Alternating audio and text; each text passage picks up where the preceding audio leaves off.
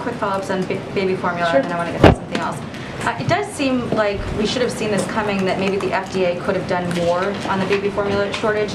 The whistleblower who used to work at that Sturgis plant warned the FDA top officials about safety concerns in October, but they didn't interview that whistleblower until December. The inspection wasn't until January 31st. The recall happened February 17th. So is that timeline acceptable to the White House? And if not, what is the White House doing to correct that at the FDA? I'm sure there will be plenty of time to take a look at if there are any issues that could have been improved here. I don't have any specific analysis of that at this moment in time. What I will note is that there has been work ongoing on this for months. That's how we increase the supply and how we're able to, increase the sales based on the month of April overall. But there's more that needs to be done. Clearly, we don't want any parent to fear about not being able to provide formula to their child. And as I noted at the top, the president is, leaving no stone unturned in addressing this. I didn't see anything in the fact sheet related to possible antitrust concerns.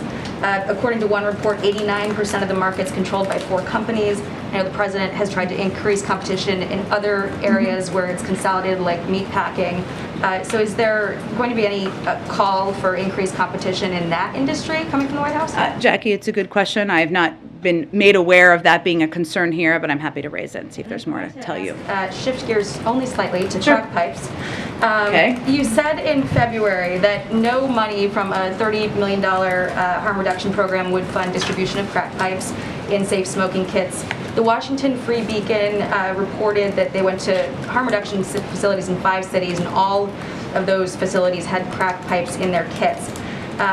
HHS would not say which programs had applied for funding, and the recipient list is not out yet. So I'm just wondering if the White House can say if any taxpayer dollars paid for these crack pipes. No federal funding has gone to it. And is there any oversight to ensure that when that money goes out for the program, that these organizations will not use federal dollars for crack pipes?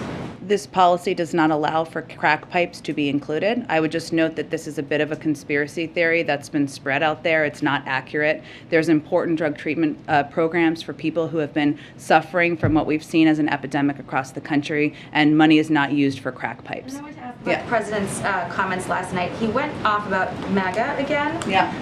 MAGA King. Yes, King he MAGA. referred to former President Trump as the ULTRA MAGA King. He's been decrying ULTRA MAGA Republicans and saying he's going to be doing it more. But Hillary Clinton expressed some regret not too long ago for referring to Trump voters as deplorables who couldn't be redeemed. And considering that Trump got 74 million votes in the last election, I'm just wondering if this is the best strategy for Biden to win over support ahead of the midterms, especially given his inaugural theme being America United. Well, I would say that the president is not afraid to call out what he sees as extreme positions that are out of line with where the American people stand, and whether that is supporting a tax plan that will raise taxes on 75 million Americans making less than $100,000 a year, or whether it is supporting efforts to overturn Roe v. Wade, something that 2/3 of the American people, in a Fox News poll, may I add, supported. And there are countless examples from there. The president believes that there is still work we can do together. The Bipartisan Innovation Act is a good example of that. But again, he is not going to stand back and stand aside while people are pushing for extreme positions that are not in the interests or supported by the vast majority of the American people. On inflation today, Ro-Khanna, just sort of feeding into his comments about from last night about inflation. The president was talking about the economy when he was referring to ULTRA MAGA. And Ro-Khanna said today that blaming Putin may not be effective. He said, we need to say inflation is a real threat, it's an emergency.